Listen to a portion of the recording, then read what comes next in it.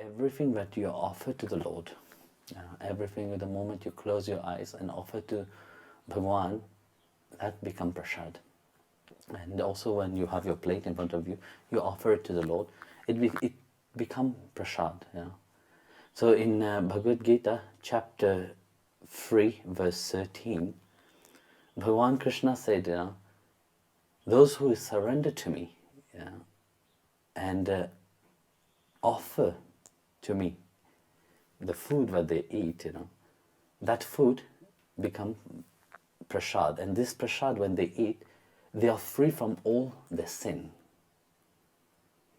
But there is many who just eat their food just for the sake of pleasure, for the taste.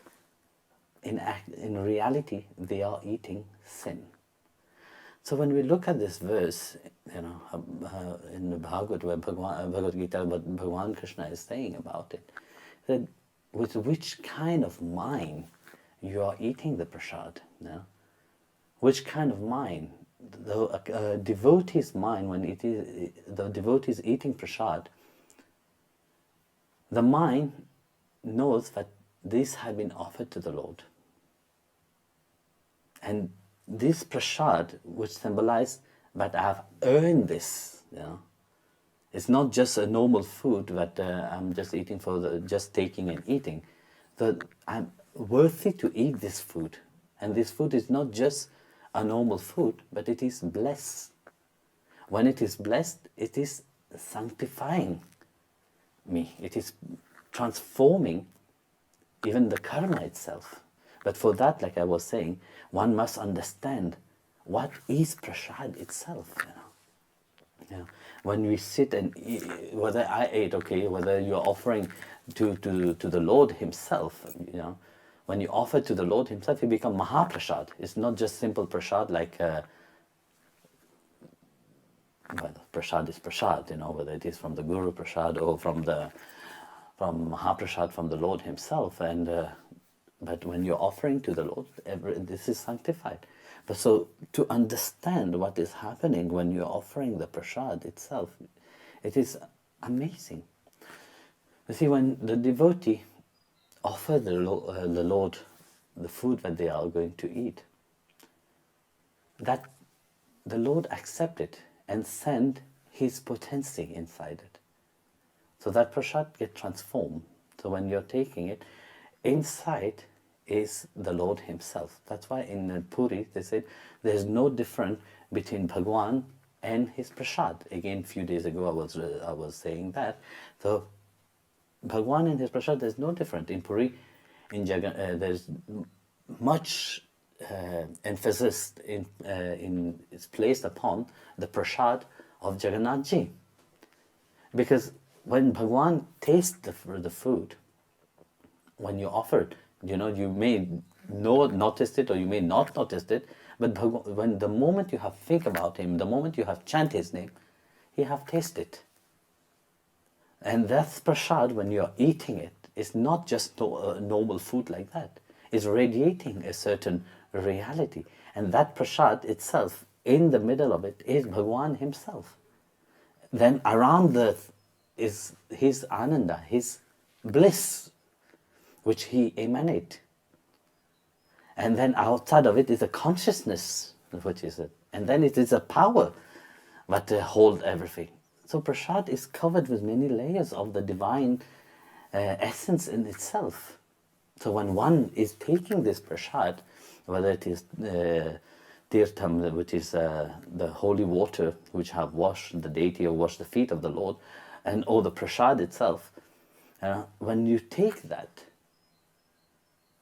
you're inputting that inside of you. In the Christian, they also offer the Eucharist, for example, when they do the Mass, and then the body and blood is offered to God. Of course, that gets transformed, that gets changed, and it becomes divine in itself, and that which is given to the people. So it is a reminder also, this is Maha-prasad, that when you you are eating it, there's a certain transformation, because that what Bhagwan have taste, it is inside of you. And that what is inside of you is transforming and cleansing you, from inside itself. There is a beautiful story, in when the British wanted to capture the temple of Jagannath in Puri. They know very well that they were not allowed inside the temple. But you see, when they were occupying India, they show their power, they show their strength. They have arms, they were very well versed in their conquering way. So they wanted to enter. They forced themselves to enter the temple. And in Puri there is a different gate. And one of the gate is called Singadwar, which means the gate of the lion. So as they were pushing themselves to go in, all the pandas, all the priests, of course they tried to stop them, but they were weak. So what happened? They all ran away, hiding. So as they were entering, there was something, what happened? There were hundreds of monkeys, langur, it's one kind of monkey which is white, black face, long tail. So they all came from different places. It's like something have called them in one place, and these monkeys start attacking these British people. So they got beaten up by the monkeys, and of course they retaliate, they run away. And once they start running away, they were in shock, and once they start running away, all the monkeys disappeared again. So they were shocked when they saw what had happened. So they went and then the pandas came and said, "You wanted to go and see Lord Jagannath, that's why you were so eager to go inside the temple." Then they say, "Yes, we want to." Of course, they were in a shocking state. They wanted to. Then the pandas said, "Okay, fine. You can't go into the temple, but we will bring Jagannath for you. We will bring the Lord to you." So they put them all to sit, and they offer them Maha-prasad from Bhagwan himself. So when they ate the Maha-prasad, there was certain transformation inside of them. And due to that transformation, they realized that what they were doing was completely wrong, and that they should not have entered into the temple. So they come to that realization only through the grace of Maha-prasad itself. As I'm telling you, there's another story which is popping in my head, and it is during the time of Chaitanya Mahaprabhu. And he had one disciple called Shivananda Sena, and he was a very dedicated person to Chaitanya Mahaprabhu, and he was serving the Lord. He stayed in Calcutta, and he used to offer bhog to everybody who come, and he was serving them. So one day there was a dog who came, and the dog became very close to him, and he started serving, looking after the dog and caring for the dog. So one day he wanted to go and see Mahaprabhu in Puri. At that time Mahaprabhu was staying in Puri. So he decided, how I will go, but I'll take also the dog with me. So he took the dog with him, and as they arrived, they have to cross over by a river. The boatman didn't allow the dog to come inside the boat, so he gave lots of money to the boatman, and the dog was allowed. So the dog came to Puri, and when he arrived in Puri, the dog disappeared. Nobody could see the dog. So everybody, all the devotees were looking for the dog everywhere, because he was a well-known person and a well-respected person. So everybody was looking for the dog, then could not find the dog. Where is it? So the next day, he went for darshan of Mahaprabhu. When he went to darshan of Mahaprabhu, he saw the dog was at the feet of Mahaprabhu, and Mahaprabhu was feeding the dog with coconut. And they were very happy to see the dog. And the next day on, from that, they never seen the dog again. So they asked Mahaprabhu, where is the dog? Then Mahaprabhu said to him, Shivananda, he said that the dog have attained his spiritual body due to the eating of Maha-prasad itself. So there's another story also of Maha-prasad, in the life of Chaitanya, Sri Ramanujacharya. Once the Ramanujacharya was walking with his 5 devotees. He was walking along a tank, a water tank. And as he was walking, Sri Ramanujacharya was eating. And as he was eating some things, he was eating and throwing it into the river, into the pond. So the fish was coming to eat. And when the fish was eating this Maha-prasad, they could see that the fish at that moment will just leave the body. The soul will leave the body. And the disciple, they will see that they have assumed a form of Vishnu, and they were ascending into Vaikuntha. The disciples, they were shocked to see that. And of course, Ramanujacharya was eating and walking, he didn't give much importance to that.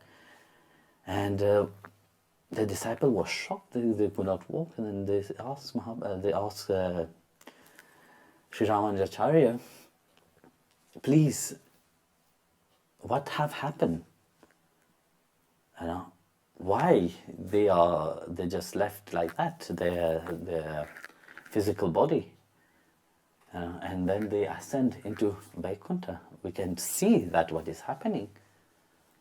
Then Sri Ramanujacharya said, this is the glory of prasad, because they have eaten what I have eaten, and I have given to them, and they are free. They realize the glory. They realize what the prasad holds, and they were liberated instantly by eating the prasad. And the disciple thought, but we have been eating with you all the time. We ate your remnant all the time. Why are we not liberated? Then Ramanujacharya said, look, the fish, the animal, they go with the instinct. They don't go with the mind. They don't think. So due to that, they don't create any karma. So just the element, the prasad itself, when it touches them, of course for them, they get liberated. But whereas you, because of your mind, you have to analyze everything, you have to think about everything.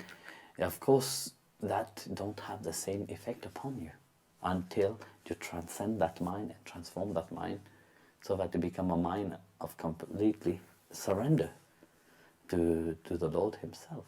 Until that, you keep on. You can eat any prasad you want, but it's just like Krishna said, for those who are just eating like that, it doesn't act in any way. So that verse from the Bhagavad Gita, Krishna also explained the glory of prasad itself. Those devotees who have prasad and really understand what it holds, that the Lord and His prasad, there's no different to it. The Guru and the prasad doesn't have any different to it. So when you are having that prasad from the Guru or from the Maha-prasad from the Lord Himself, this is one of the most important things that transform oneself and elevate oneself. That is said, the dust of the feet of a Vaishnava, the tirtha, the water which have washed the feet, of the water which have washed the deity, and the prasad, this is the three things that the Vaishnava should hold dear to themselves. Because that's what really, yesterday we were talking about the devotee, a pure devotee, they get transformed, and really by this remnant of the Lord himself. So understanding that prasad is not just to put on the table and here you eat like dogs, No, you have to really take it with gratitude, but you have to deem yourself worthy that in this life, you have come to that point that, yes, that I'm worthy to have that prasad from Bhagwan himself. Otherwise, they become just like people who eat.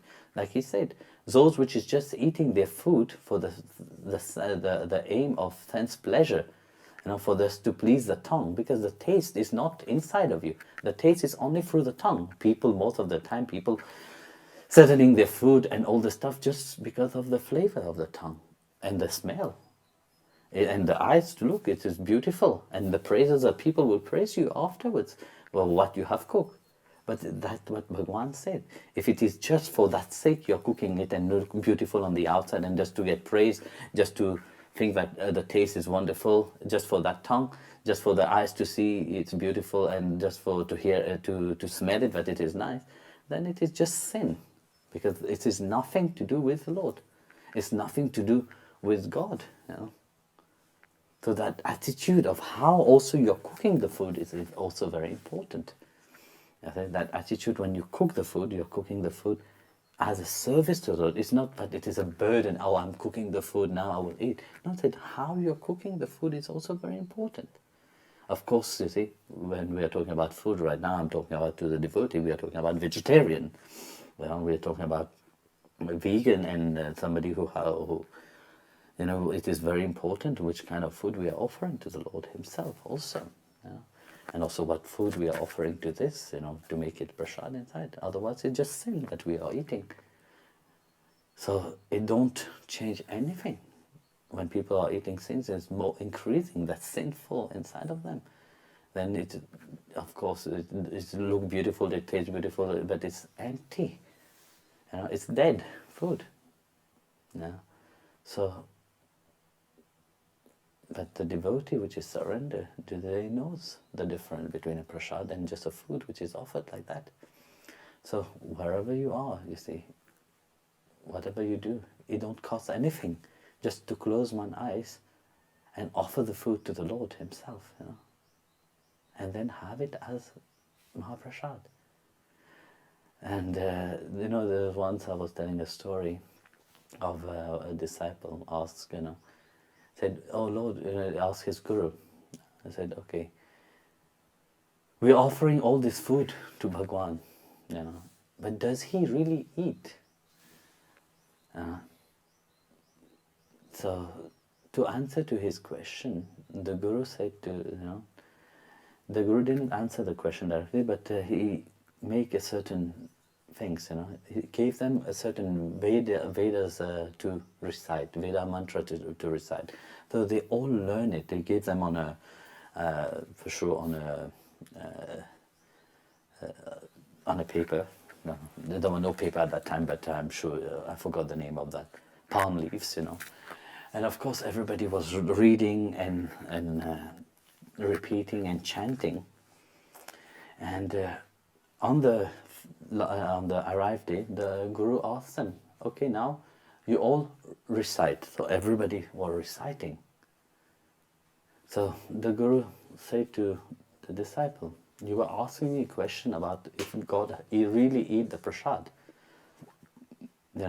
Why we don't see it when he eat it. Sometimes we see, sometimes we don't see. I have many experience where the Lord himself take and accept the prasad.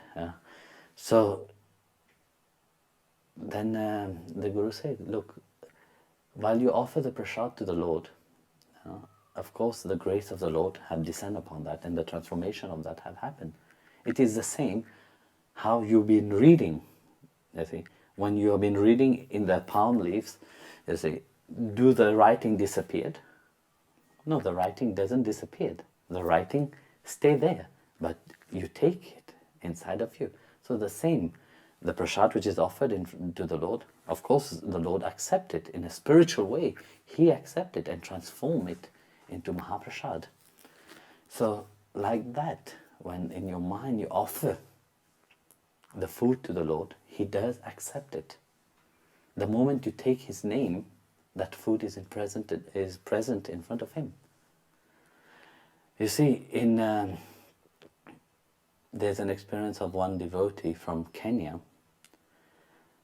Actually, some years back, I told the devotee to stop offering food, just offer little things, but not big food, all the stuff.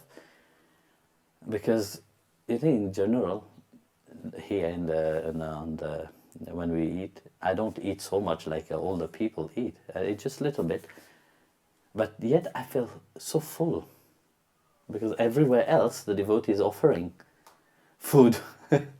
And maybe that's why I put on weight, so much just by taking the food. I told the devotee in Kenya, please tell your mom, please stop offering so much food. Just a little bit is fine.